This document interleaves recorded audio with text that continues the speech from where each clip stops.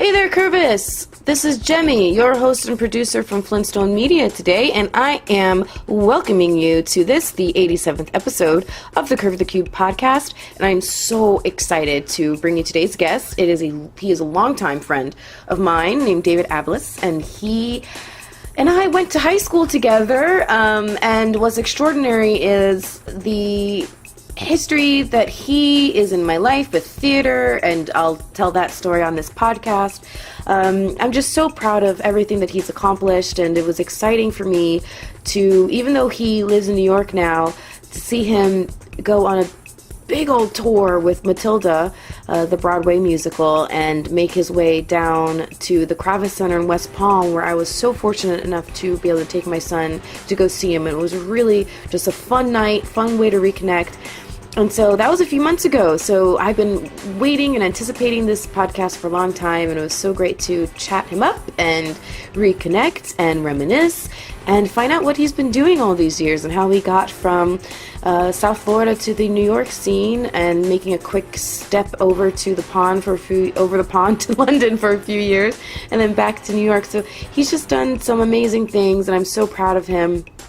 And we get into all of that on this podcast. He talks a lot about his passion for acting and the different types of projects that he's done. And he gives a really, really, really good piece of advice in our discussion here that I think can be applied to anybody searching or seeking to find how to realize their passion and their dreams for themselves.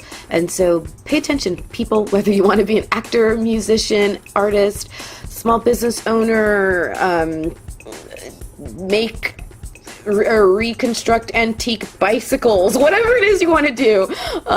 This piece of advice that he gives on this podcast is perfect for anybody and everybody. So tune in and listen. So this podcast episode is brought to you by only the best lawyer on the face of the planet. Not that I'm biased or anything, but my very own brother, Gerard. He runs GL Esquire Consulting, and he is phenomenally talented and brilliant. He would love to help you get your business off the ground, make sure that your business connections and everything that you're doing legally is on the up and up and on point, and that you're covered. He wants to see you succeed. He treats all of his clients like they're his own family, better than he treats me, to be honest with you. I'm just kidding. He's really, really dedicated. So I encourage you, if you want to just make sure that your business can be taken to the next level and do that very intelligently, you want to reach out to him. He's gone to some of the top schools in the country, including Harvard and Columbia Law. He's worked with clients in a variety of industries, from financial services to agriculture, music production, fashion, technology, you name it. He knows how to do it. So he's happy to welcome you under his umbrella and help you out with his expertise to meet all your business needs. So reach out to him at Gerard at GLESQ, stands for Esquire, GLESQconsulting.com, or on his Facebook page, GL Esquire Consulting. You can also reach him by phone at 786-531-9834, or on Twitter at JGerardInc. So you can find him. Trust me, you can find him. And if you're following me on Twitter, primarily, I retweet him a lot on Flintstone Media, so go there and you'll I'm sure see some tweets from him, and just reach out. He's awesome. And I want to make sure that I tell you to please, please, please follow Dave Abeles at I am David Abeles, Abeles. Make sure you follow him on Twitter, because he needs to get his follows up, because he's not doing so good, but he's just started, so he's forgiven. So follow him to know about, keep on the up and up on his projects, on everything that he's doing. He's absolutely just stunning. Thank you to DJ John Hitta for my music bed, and please, please, please follow Curve the Cube all over the place. I'm not going to list them like I usually do, but basically, if it's social media, Curve the Cube is there, so be sure to follow, subscribe, and leave comments, especially on iTunes and on YouTube, because that is how you push us up in the ratings and the rankings. So do that, please, please, please. And with that, I will say sit back and relax and enjoy this, the 87th episode of the Curve the Cube podcast with my dear buddy, and who I'm just so proud of, the one, the only, David Abeles. Enjoy! cue will now initiate. Hello, Dave. Hey. How's it going? How are you? Good. I'm hot. New York is really hot, as I'm sure it is down there. I mean, I was just going to say, you realize who Florida, you're talking to. You're talking to someone in Florida. I know. I know, but it's really, we have a lot of people like concentrated into a very small space. Yeah. That's true, and you have a lot of concrete, which I think reflects all the heat right back up at you guys. Yeah, and sirens. If you can hear one, there's one going by right now. What is going on? Are you in the middle of Quebec? I'm not Quebec. Kuwait? Quebec? No, I am in the middle of Manhattan. That's where I am. Nice. Doing well. Good. I'm so glad to hear you're doing well. That your voice is recovered, because I know last time we talked, oh my God, a little bit of throat pain. That was such a mess. That was not fun. How did you get yourself all better?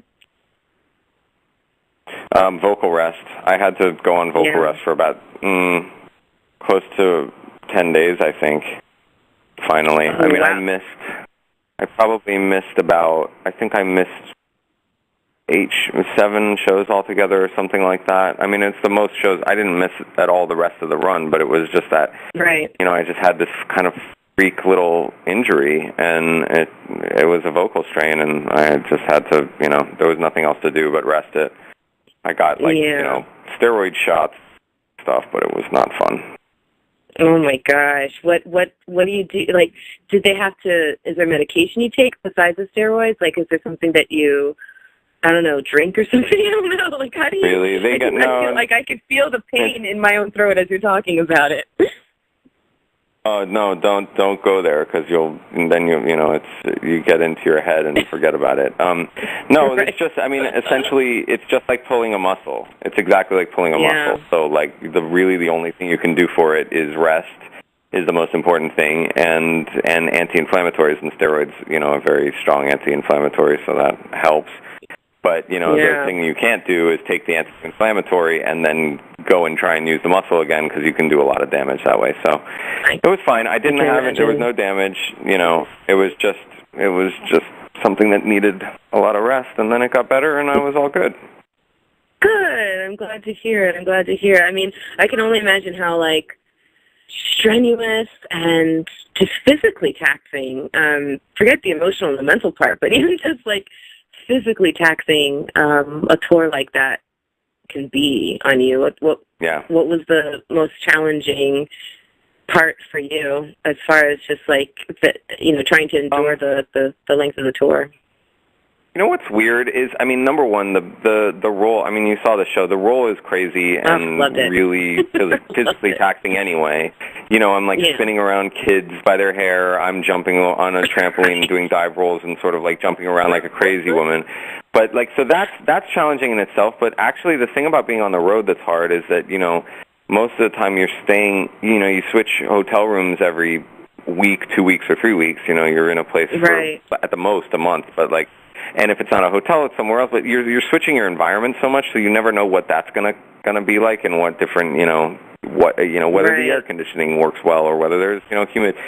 So that's always a weird thing, and also the actually eating well on the road is tough too, because it's you have to really get to know Actually, I got to really know which fast food, because a lot of the time that was all that was available was so which fast food I could get a healthy meal out of. I love me some Chipotle I love Chipotle. I love any kind of any of those Mexican, sort of Tex-Mex restaurants, those are great, because I can always get something healthy there.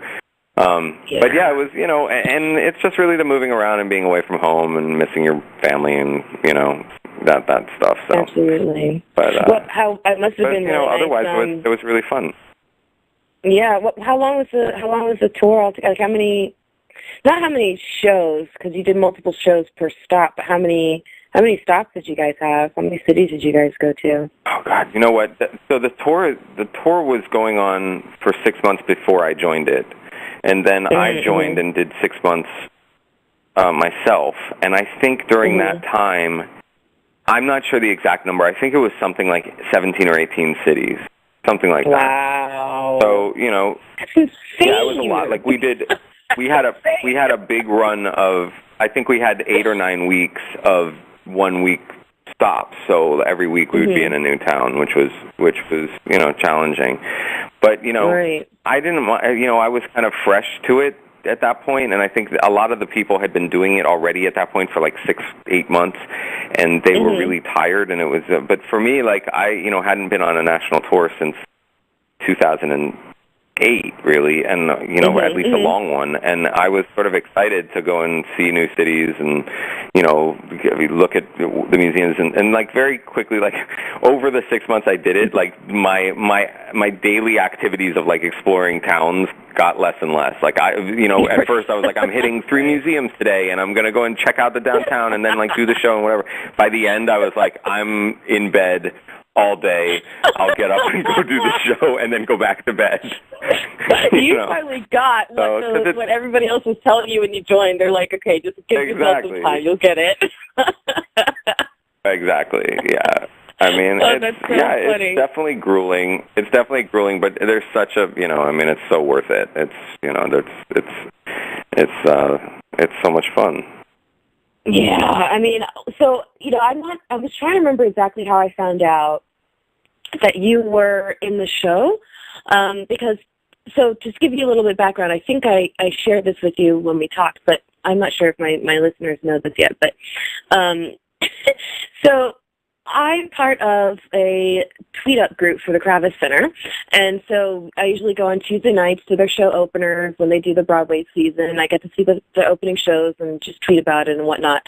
And usually, like I said, it's on Tuesdays, but because it was Matilda, and their Wednesday night is their kids' night, and they moved it to Wednesday, which was perfect, because then I got to take Jordan, and I was so excited to bring him. And so when I was looking into it and I saw that you were playing with Trustful, I was like, are you kidding me? I couldn't even believe it. I was like, this is meant to be.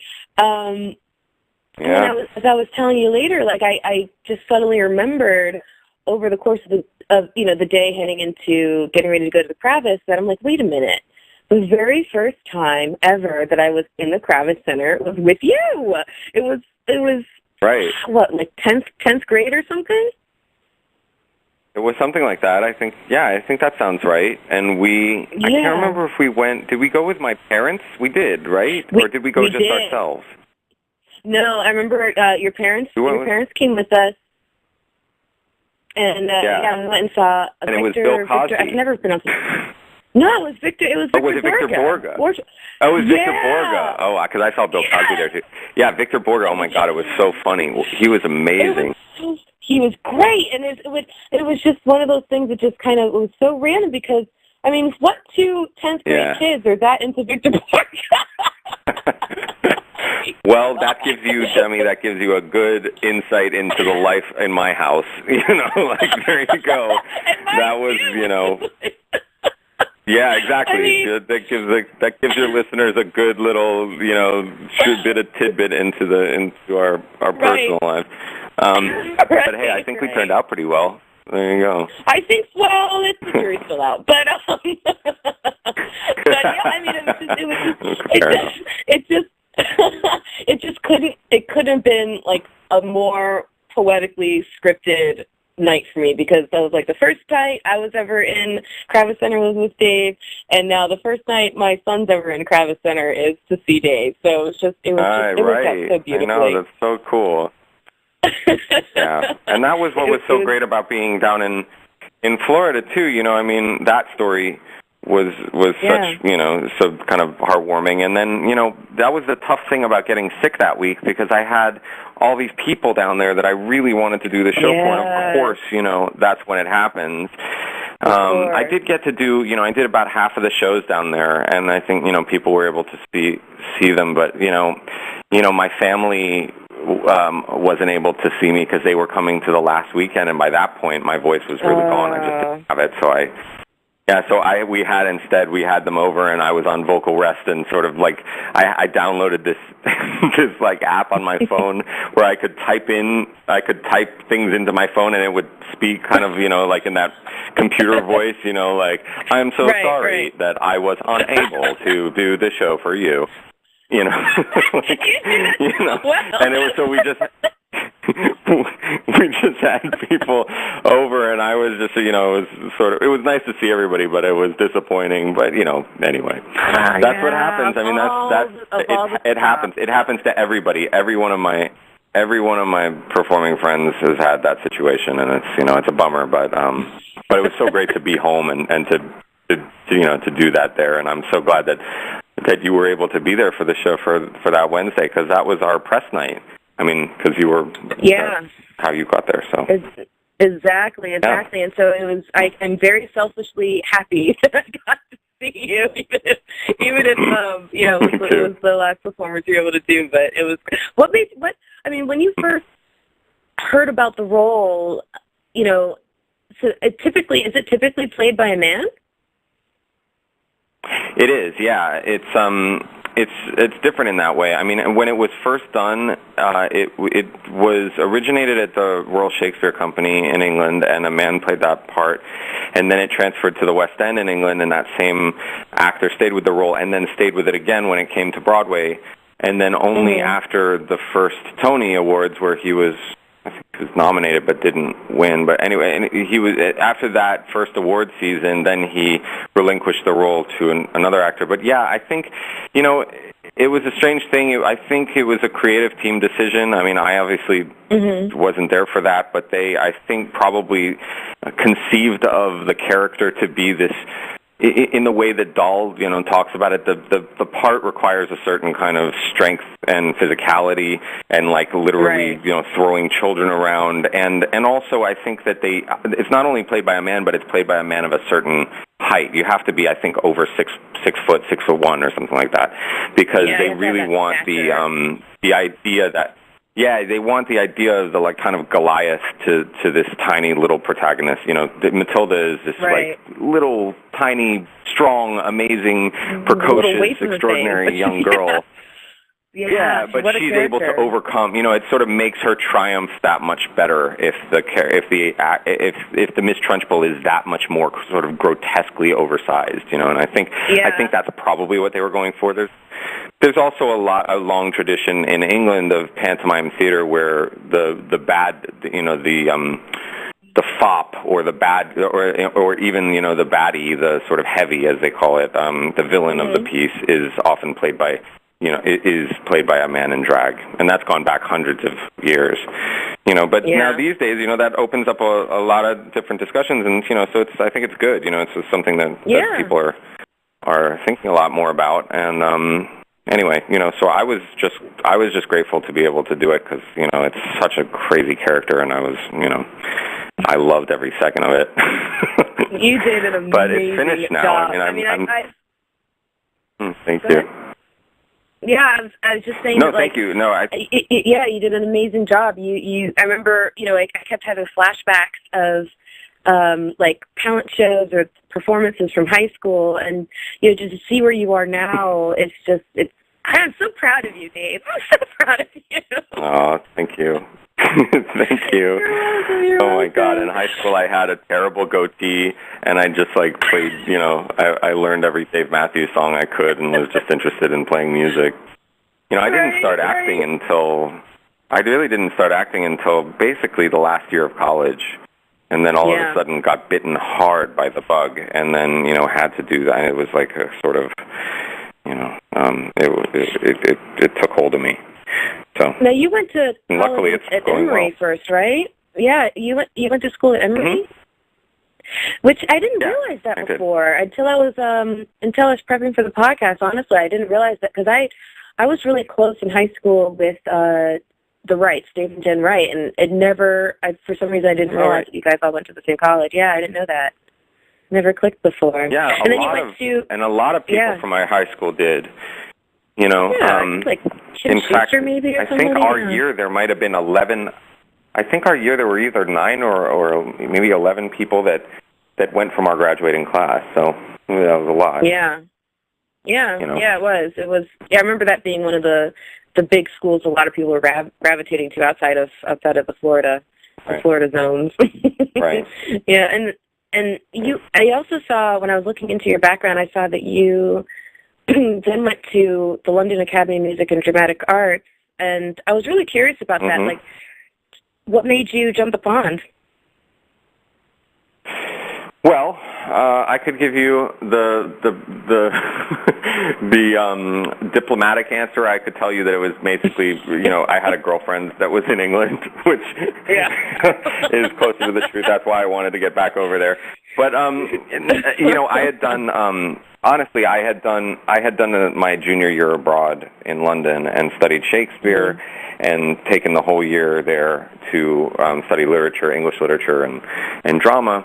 And really just loved London, also met a girl. And after, as I got into acting, I thought I really want to pursue this. And luckily, London has some of the best drama schools in the world. And sort of on a whim, just decided, why don't I just, do an audition? So I went up to New York. I think they were doing auditions in New York. I flew up. I memorized a couple monologues and went up and auditioned, and then surprisingly got in. And that was that. Wait, it was a very, sort of a... Sorry, I'm confused. Were the New York auditions related to what you were doing in London, or not related? Yeah.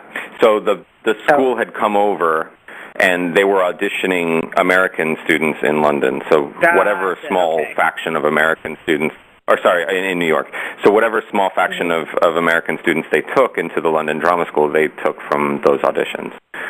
So it was, I did 3 years at drama school there, and I was one of, I think, about 3 or 4 Americans in my graduating year.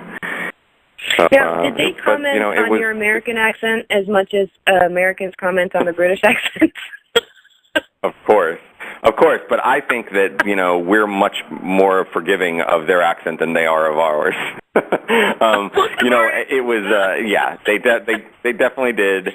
But we learned, I had to learn a lot of different British Isles accents, and accents are sort of, I love accent work, so I took to that a lot. And, there was, I think it's a really tough thing to start out a career there as an American. I mean, I was told basically unless you change your accent to British or to English, you're not going to... Really? You're not going to be able to start a career. Yeah, because there's there actually it's a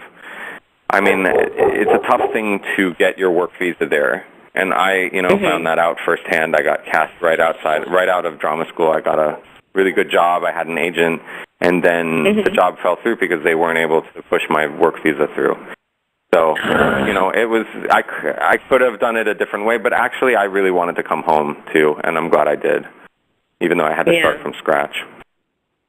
How did you think that whole experience impacted how you viewed your career? I mean, when you came home after, I can only imagine how disappointing that was. You must have been on such a high, graduating college, landing a great role.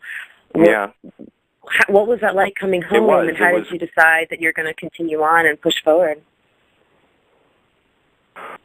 Well, I never had a doubt that I was going to keep going forward because I just, I was really eager to get out and start working professionally. The disappointment of that whole experience was definitely, it was hard to deal with, but at the same time, I also missed America. I missed New York. I missed my family here. I felt like I had lived in London at that point for 4 years, and I was ready to come home. So in a way, it was really exciting to come to New York. I'd always known that I wanted to live in New York. I wanted to, be here doing this. So I sort of saw it as a kind of like an adventure. And actually, I think part of, my ignorance about just how overwhelming the business is here, which it is, and I think that, American students know that. I think my sort of ignorance of that was actually a real bonus because I sort of went into it just, blindly and with abandon, and so I didn't have all the audition materials perfectly ready the way that, you would if you went to a musical theater program here or an acting program here. I just went in and said, I just really just went head first into it, and luckily, made some connections, and it's going well. So, 10 years later or whatever. No, 12 years later. My God, 12 years later. Okay, we don't need to talk about how old we're getting, Dave. I know. I know. It never stops. Oh my God. Stupid time. Never stops. So when you did, because I saw that you passed through the popular halls of Law and Order SVU. What was? How did that come about, and where? Like, how soon after you got back to New York did that happen? I think it happened strangely, I think it was a couple years or a year and a half after I got back to New York. And it was, I had just signed with a new agent. I think I had just signed with a new agent, and it was maybe the first audition that they had sent me out on. I went there. It was for a very, in Law and Order SVU, I don't know if you watch it, but at the beginning there's what's called the religiously. There was the a time teaser. I watched it religiously. Okay. Okay, so I don't know if you've seen my episode, but I'm basically in the beginning. There's what's called a teaser, and it's sort of before all the credits roll. You sort of get an idea of what the episode's going to be, what it's going to be like about. When we discover and so I was the just body a very small little whatever. Right, exactly. So I was just sort of like a little part of that that segment, and I had thought that that I was going to be just like, there for a blink of an eye and you'd miss me. Mm-hmm. But then when I got to the set, the director was like, actually what we're going to do is we're going to make it seem like you're actually the killer. And then, and then we're going to pan out, and you're going to realize that you're playing a game of charades. So that was the little bit. And it was actually like a really fun little thing. It was, cool. My whole segment is done in 20 seconds, but it's actually a really funny little clip. And I always still get people, who watch the rewrite, still get, first of all, like, a residual check enough to, pay for a Chipotle. But like, also people will get in touch with me sometimes, or like, will say, I was watching SVU, and there you were, because I'm right at the beginning of the episode, and it's sort of, it's very, it's funny. It's like yeah. Oh, man. But what also is funny? I had done. Oh, go ahead.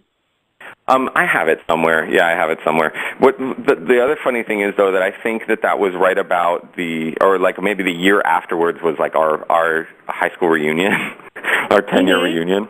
And sorry to talk about how old we are again, but anyway, I had done all these other things. I had done at that point. I had been to Williamstown. I had done a play with Michael McKean. I had done all these like cool things for me, or artistically interesting things, and was going on a national tour of My Fair Lady and all that stuff. And all anybody knew, like anybody was like, "So what have you done?" And I said, "Well, I did like an episode of Law and Order SVU," and all of a sudden that like I made it. You know what I mean? Like everybody was kind of like, "Oh, well then you're doing great. You did 10 seconds on Law and Order SVU. Oh, you're doing great." Oh, that's hysterical. So, anyway, it's really funny. It really is such a rite of passage. It's a rite of passage. It's a rite of passage, I think, for the acting community, and I think it's such like it's just a fabric of the American culture, like that little ding dong thing that they have, definitely. Throughout the show. But yeah, it's just part of kind of what we're used to. It's just been on forever, and it's funny. So a few years ago, I used to, like, I would work from home, and I would just have, I basically just have Law and Order SVU playing in the background all the time, and I don't think I ever caught your episode, but I remember one day, like, I was turning my head, and and as the credits were rolling, the intro credits, and the name Amir Arison came up on the screen. And I was like, oh, that's funny. I went to school with a kid named Amir Arison. And I didn't even think anything of it. And then it was like 10 minutes later, and he was on the screen. I was like, what? Oh, yeah. And now he's everywhere on every one of your TV screens. I know. I know. It's so crazy. Who do you keep up with from high school? I do. I see Amir from time to time. We bump into each other doing things. I think we've run into each other on the street a few times, and then also at like opening nights. I think he came to. Yeah, we're both in New York. Well, he's in LA a lot too. I'm not sure where he's filming because he's on the blacklist. I think that film's here. But he came to an opening night of a play I did at the Signature last year, and we got to hang out and like have a couple drinks and catch up. And so that was really fun. And I know Mark Ledbetter is still in the theater. He's doing. Last I heard, I kind of keep up with him just through the grapevine, but last I heard he was doing SpongeBob SquarePants, the show, and that is going to be coming to Broadway, so that's very exciting. Yeah, apparently it's great. No, I'm serious. It's like apparently it's really a really great show. They did it in Chicago, and it was everybody loved it, and apparently it's coming to Broadway. And I know he did Gentleman's Guide last year too. So he's doing really well, and I'm trying to think of other, kind of as far as Pinecrest people. I keep in touch with Matt Salstein a lot, but he moved over to England. And you guys and then I know, which is so funny. And then Chris Berry is down in Florida, and Mark Roth lives in Long Island, and. All the gang. Chris Berry every once in a while. It's kind of rare, but every once in a while, Right. Yeah, so me too. When you were telling me about how when you went to the high school reunion, you personally were thinking about all the other wonderful stage-oriented projects and artistic projects and stuff. So, like, what were some of those? What did you love to do? What were some of those projects that you worked on that you really cherished? At the time, I was really excited because I had just done the Williamstown Theater Festival. That was one of the first things I did when I came back, which I think is one of the best things a young actor in New York can do, or anywhere actually can do. Because I think it's such a great. It's a theater festival they do every summer on the Williams College campus in where is that? Williams, Connecticut. Is it Connecticut? I don't even know where that is. Anyway, right, yeah. And it's beautiful. But essentially, what it is just theater camp. I mean, and also there are just so many different productions, really young and up and coming directors, actors, artists, creators, designers. Everybody sort of convenes on this town, and then you also it's also pretty star-studded. Like I did a show with Elizabeth Banks there. I did a show with Michael McKean, like I said, Margaret Cohen, like all of these, and then they have they always get like these kind of celebrities. But the other thing is that everybody's just sort of making the work together. So it's actually a really great. Not only is it great for networking, but it's also great for just creativity and just reaffirming sort of that, or like exercising those muscles. And so that was something I had done early on, which I felt really great about. And then I was just about to go on to a national tour of My Fair Lady, which was the Trevor Nunn, Cameron McIntosh production. So I was like a featured ensemble. I did a bunch of little things, and I also understudied. Then I understudied Higgins, which was also a big role to learn. But our Henry Higgins never missed a show. In the 10 months that we did the tour, he never missed one. That gives you some idea. I mean, it's incredible. That's an incredible feat. You guys probably never went to his hometown where he was by duty obligated to get sick. We didn't, because he was English, right? So he didn't, and it was really amazing. So I never got to go on, but I loved the experience. And that was another thing that was like an early credit. And then things started happening for me in New York, and I did a couple Broadway shows, and I did a few off-Broadway shows, and I've now done another national tour, and I've got other things coming up, and it's all the old thing is really true. Work begets work, and the more you do, the more people you meet, and then things happen, and it's all. Then it feels like a really small community, because actually you see the same people over and over. What do you think are some of the keys to getting that ball rolling and getting to the point where, like you say, work begets work? Do everything you can. Like, basically never say no to anything, especially at the beginning. Make work any way you can. You know, if it's a reading in an apartment with some people, you know, just reading a script, do it, because you don't know who's going to be at that reading. You don't know what director is there, you know, listening. Right. You don't know, you know, it's anytime anybody wants you in a room acting, do it, because acting is something you can't do by yourself. So it's really important that, you know, you don't, especially early on. You know, later you can kind of be a little pickier if you've you know, decided what it is that you want to be doing and what you don't. But at first, it's really, you know, important that any opportunity that comes down the pike is an opportunity for you to be in a room practicing the craft. And that's you know, that's actually something that I think I heard originally from Philip Seymour Hoffman. Rest in peace. Yeah. You know, like he was an amazing actor and actually said something similar that I think really stuck with me. But yeah, I mean, I did, you know, early on I did really great children's theater. That was really great quality, and the composers and directors have now gone on to, you know, be big stars in their own right, in their own field, and you know, it's just, so it's really just a case of, you know, every offer to do something is an opportunity to then practice your art, and that's the only way you can do it.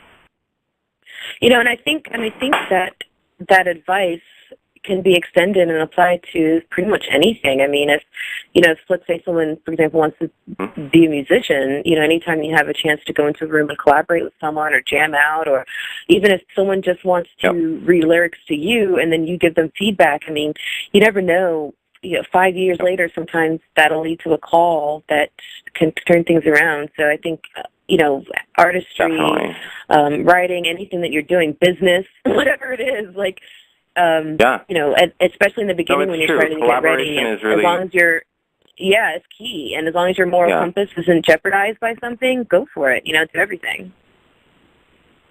Absolutely. Yeah, I couldn't agree more. Yeah. So when you look back at, you know, the projects that you've done on, I'm getting the sense from you that your heart is really with the stage. Is that true versus with the camera work? Only because it's where more of my experience is. Any actor you talk to is going to wish that they were doing more TV and film. It's just the way of the world. I mean, I love doing theater work, but there are challenges to both. And I've gotten to do some film, and, you know, love that as well, and would love to do more because I think there's such good work being done in you know, on TV and film. So that's, you know, it's just I've just done more theater, and, you know, hopefully it will lead to more on-camera roles. But, you know, again, it's sort of that philosophy. It's the same thing. It's like whatever comes down the pike, as long as the work is good. At this point, you know, as long as I find something that I can grab onto with whatever it is, then I feel compelled to do it, and it doesn't really matter what medium it is. So, you know, I would, you know, it's not that's why I think it's always funny to me when somebody's described as only a musical theater actor, or only a film actor, or only a, you know, theater actor. I think really the great actors are all of those things, you know, or any of them that they, you know, any and all, That makes sense. You know, and actually, I want to go back a little bit to something, because when we were talking about collaboration and, you know, not turning down the opportunity to be in a room doing something with, you know, with someone that could lead to something, you never know. I came across a video of you. You were backstage with a bunch of people at Dave Letterman, and you guys were like just jamming out, having a good time backstage. What was that about? What was that? It was something called One Second? What was that? That was when, oh my God, I don't know where you came across that video. That was when I did, you know, I did the first, I did the original company of Once on Broadway. So that was during that time we did a performance on Letterman, and I think that video is us going over the music that what we were going to do on stage, but we didn't have the instruments, because I think they were already sitting out there. So I think everybody was there, sort of like just singing just singing their instrument parts and going through their blocking sort of, but in this, it's a really funny video because we're all so, there's a sort of nervous, excited energy. I mean, we're sitting in the room, we're getting ready to, go and do it. And it's really funny.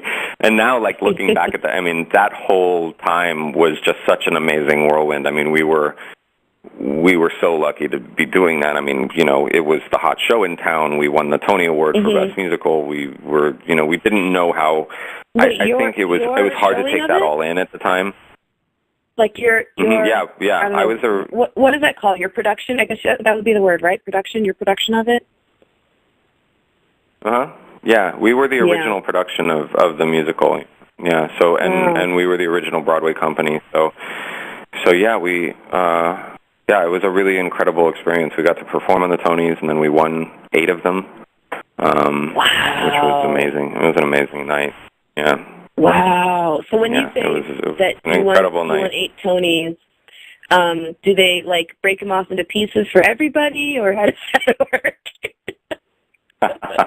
No, I wish I had one. No, no. But the production itself won 8 Tonys. I mean, we take the production. It's a win is a group win, so we say we won 8 Tonys. But they were given for different things. Our leading actor won a Tony. Our design team each won Tonys. Our director won a Tony. And the musical itself. For best musical, which is the big one. I mean, best musical is the one that everybody wants every year, and that was us. So it was a really special time and a really special show, and it was That's amazing. Yeah, it was amazing. Because in the actor life, I'm thinking, because I'm not an actress other than in my, I was going to say my private time, but that sounds like I'm talking about something else. That's okay. What I mean is... Never mind. I don't know your life. No. That random time when you're running lives with a bunch of people in a room and backstage with David Letterman, whatever. No, never happened for me. But no, because you're constantly meeting people, and then you're thrown together, and you're spending a lot of time. I mean, is it easy for you guys to feel like a family? And then what happens when the run of the production's over? What does it feel like to walk away from something you've devoted yourself so much to for so long? Yeah, I mean, with that particular project, absolutely. I mean, we were absolutely a family. We'd been through, we'd worked together from the very sort of conception of that show all the way through the Tonys, all the way past it, and I'm still very, very close to those actors, those musicians. We are absolutely a family, and it is true that every time you do, especially, like I said, especially with a theater piece, because you spend so much time together rehearsing and then performing together. Yeah, it is. There is a real. There can be a real. It feels sad every time something like that comes to an end, and with some shows more than others. But it's really. You just get kind of used to that experience in a weird way, and you get used to saying goodbye to everybody and then saying we'll see you on the next thing. But it is emotional, and you do get like a kind of performance letdown, and you do feel like you miss your friends and your family. For that amount of time, those people are who you see every day and you spend every moment with, basically. Right. So, Right. Yeah. So but it is a great thing too, because you get to have that experience with so many, different wonderful people. I mean, I've met so many wonderful people doing this, and I'm lucky in that, because I don't think every profession gets that opportunity. Definitely true. Was Matilda the one and only time that you've traveled with a performance, or have you done that before? I did that. So I did the My Fair Lady national tour. That was for 10 months. So we traveled all over the country and a little bit to Canada. And then I did the Radio City Christmas show, and that traveled all over the country and actually to Canada as well, but it was broken up. So I did that for 4 seasons. Each season was probably about 3 months at a time. So yeah, so I've done a lot of, and then I've done shows where I'm in a certain city for a 4-month period, or even a 5-month period, or a 2-month period. Those are called regional productions. So I've done those as well. So yeah, I mean, the goal is, I like staying in New York because I'm here and I can, be in the mix for other things that are happening, other auditions in town, and my apartment's here, my wife's here, I feel this is my home. But as an actor, you also have to be willing to travel. Yeah. And does those traveling experiences, do those end up making you closer even than when you're like in New York doing a show? You mean to the other actors? Yeah, definitely. Yeah. I mean, because when you're in a new place, of course, you spend much more time with those casts. So yeah, typically that's where you sort of kind of clutch together. You make good friends that way.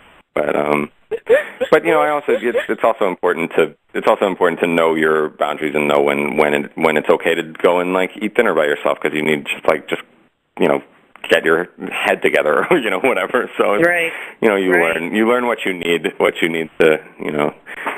keep sane and productive. Absolutely. And what do you do to keep sane and productive? How do you spend your downtime? What do you do? Well, on the road, you mean? Yeah. Usually, shows, whatever. I mean, usually the normal things. I play music, so I've always got some kind of a instrument with me. So I'll usually play some music or write something, or But other than that, I watch Netflix and talk to my wife and read. It's not. I wish I had something more glamorous. We'd like going out. I mean, I'll kind of go out and check out different clubs and stuff, but it's nothing. It's what anybody does to unwind, I think. Oh my God! You know what? I'm going to keep that to myself. Well, no, fuck it. I that's something I need to do more often. What? Watch Netflix and read? Sure. Oh, yeah. Speaking of Netflix, I see you're also a fan of Bloodline, huh? I what? Sorry? You're a fan of Bloodline?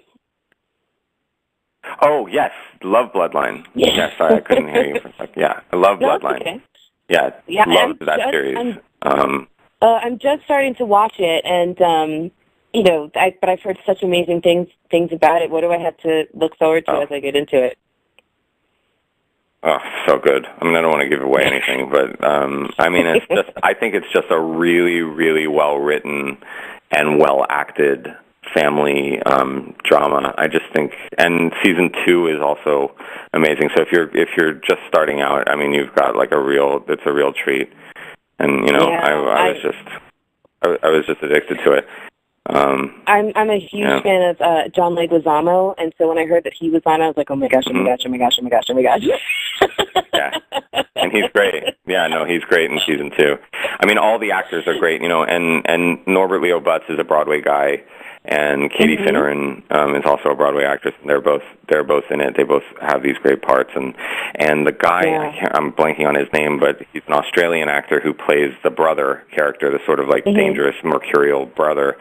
He's friggin' amazing. That guy is incredible, and steals every scene, which is a tough thing to do when you're acting opposite like Kyle Chandler, and and then the amazing, oh my God, the amazing like Sissy Spacek is in it, and I'm blanking on her name too, but the other female characters, like the wife, Kyle Chandler's wife character is great, Claire and also is in there. Is an actress who's in it.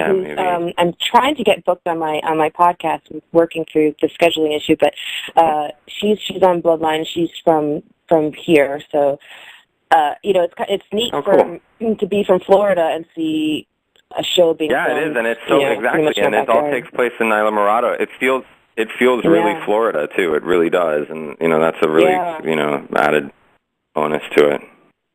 Yeah, totally. But Jemmy, I gotta run because we're going. I'm supposed to meet my wife out with friends for dinner. So Okay. I've gotten chatting, and I'm like. I know. Let me just ask you two quick, really quick. No problem. I just want to see if there's anything that you want to promote or push or tell people about, or where can they find you, or where can they look you up? Well, get on. Like, I'm new to Twitter. I'm always trying to get more people to follow me on Twitter because I have like a couple hundred followers. You know, which I'm thrilled at every one of those followers. But you know, I'm always because I'm so new to it and I don't know what the hell I'm doing with it, and so blah blah blah. So I'm gonna be there's something that's coming up for the fall that I can't really talk about just yet, but but I will be. I'll be doing something. I guess I can say in town, so in New York in the fall. And I'm excited about that, but I can't really talk about it yet. So the way you can find out is if if you follow me on Twitter. Following on Twitter. I hope you do. And good to know. Yeah, and I'm at, what am I? What is my Twitter? My Twitter is at I am David Abeles. David Abeles. Okay. David, yeah, I am David Abeles or at I am David Abeles. Very original handle, I know. But yeah, so there's that, and then other than that, I'm playing, I know, and then I'm doing some gigs. I've always anything that I'm doing, I'll put out there. I wrote a novelty kids book that we're sort of self-publishing or trying to get published that I might be doing a pressing of and getting out there. So that'll be on there too if and when that's available. And that's exciting. I'll have to get one for JoJo. And there's just but no, that's it. I mean, I'm gonna try and that's sort of my professional message board. So I try to keep that awesome. up to date. Okay, and one last thing, I promise, very fast. If you wouldn't mind, either in your best Miss Trunchbull or in your best British accent, would you mind saying, this is David Abeles with Curve the Cube? As Trunchbull?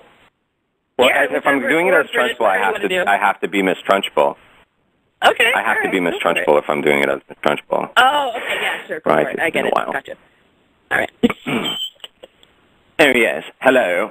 This is Miss Agatha Trunchbull, and I'm on Curve the Cube, whatever that is. It's a podcast that I wish you'd give a listen to, because I think it's very exciting. Or Jemmy seems to think so. All right. How much I was dying trying not to laugh during that. That was awesome. Thank you so much. Oh, my God. It's been a while. I'll let you go. It's been a while since I've done it. You were fabulous, darling. You were absolutely fabulous. Thank you, darling. Thank you so much. I know you have to run, so I'll let you go. But thank you so much for your time. Thank you. I'll give you all this, of course. or whatever, all the details of when it will be out. It should be out probably on Monday, I think. But thank you so much for your time. I love you so much. Of course. And wish nothing but. I love you back, and thank you so much for this, and congrats on your podcast and all your stuff that's going on down there, all your exciting things, and most importantly, congratulations on that beautiful son of yours. He is an amazing little boy. So happy and proud of you. Thank you. Thank you so much. I so enjoyed meeting him. That. Oh, he loved meeting you too. All right. I'll be remiss if I don't say that he said when he was describing the differences between you and Mrs. Trunchbull, he said one's a girl, one's a boy, one's mean and one's nice, and one has really big boobs. That's my favorite stuff. I love that. All right, thanks. Yep, he's very perceptive. Oh, yeah, he is. All right, thanks, Jemmy. Take care. Talk to you soon, all right? Lots of love. Bye. Say bye. You too. Bye. You have successfully curved the cube.